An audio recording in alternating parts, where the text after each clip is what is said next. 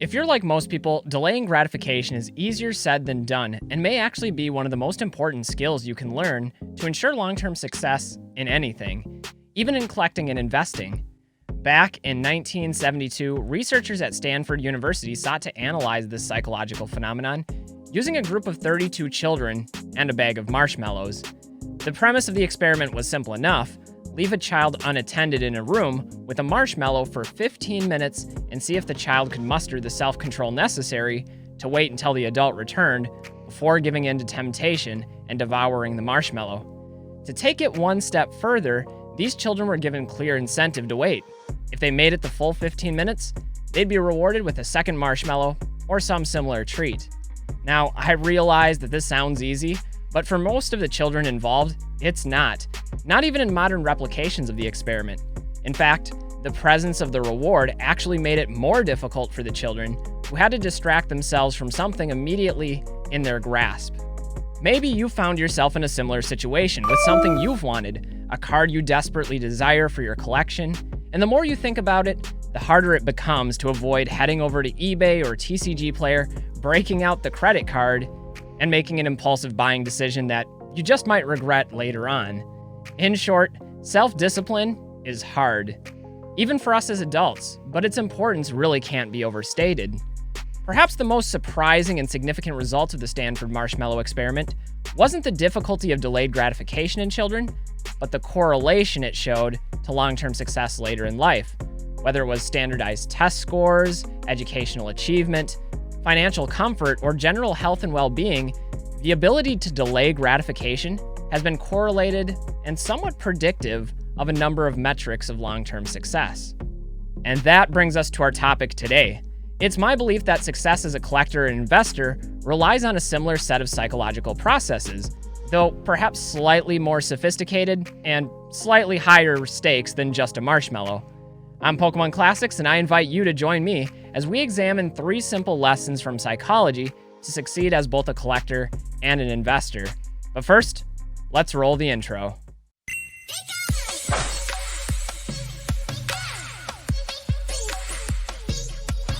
Hey everybody, what's up from Pokemon Classics, reminding you that the classics never go out of style.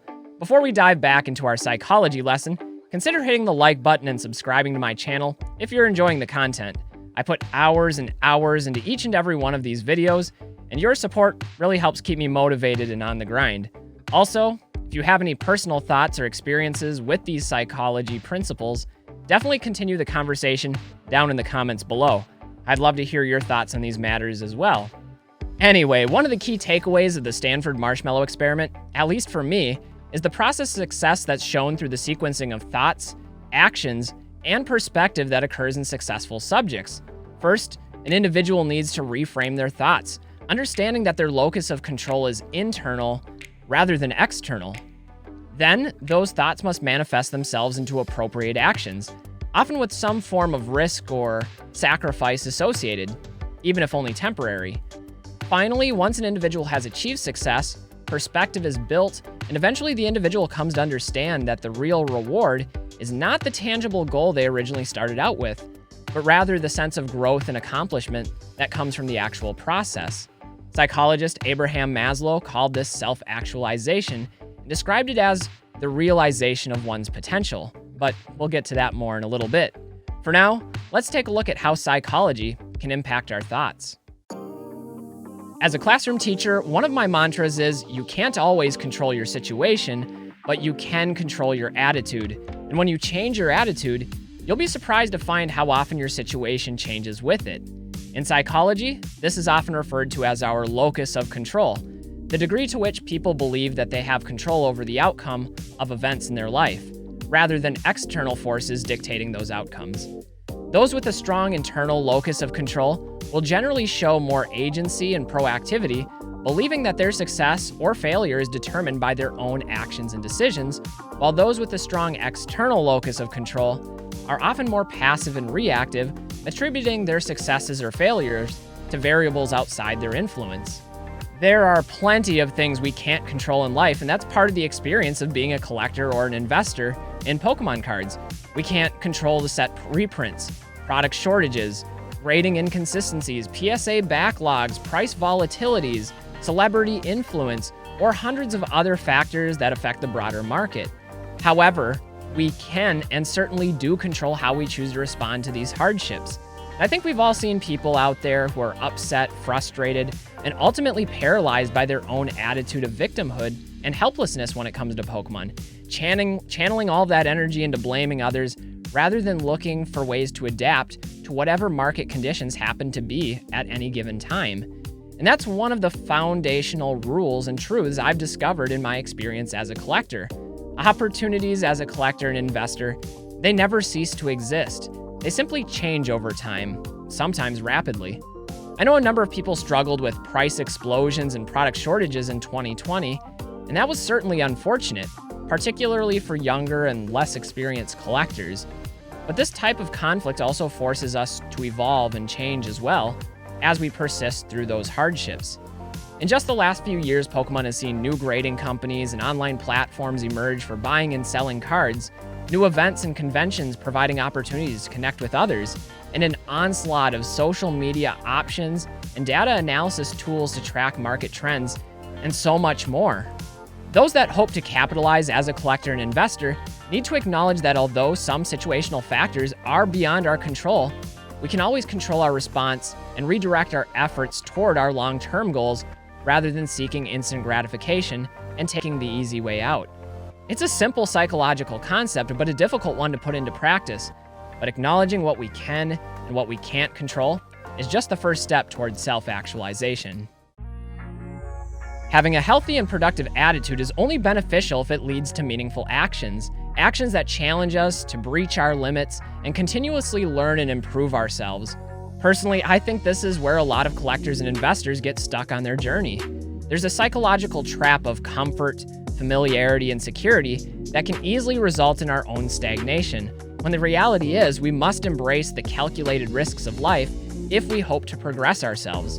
Whether it's making an investment, a collection acquisition, learning how to buy or sell on a new platform, attending an event for the first time, researching a new product or card, or any of the countless other skills that accompany collecting and investing, we need to continually seek out new challenges and embrace struggle, not fight it.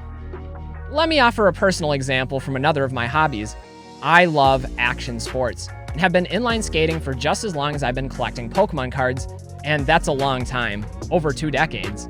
Obviously, skating is dangerous, and every time I put on my skates, I do so with an understanding of the physical risks involved.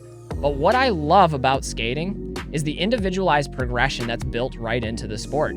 Like collecting or investing in Pokemon cards, you're not competing with others, but rather with yourself. And it's a goal of most skaters to learn new tricks or to conquer new obstacles of increasing levels of difficulty and danger, sometimes both at the same time. And even after 20 years, there's always something new to learn, and the feeling of accomplishment after achieving success, following repeatedly failing, well, that's just really the best feeling in the world. Psychologist Lev Vygotsky called this the zone of proximal development, the region of optimal learning that exists just beyond our ability level without instruction, support, guidance, or help from others.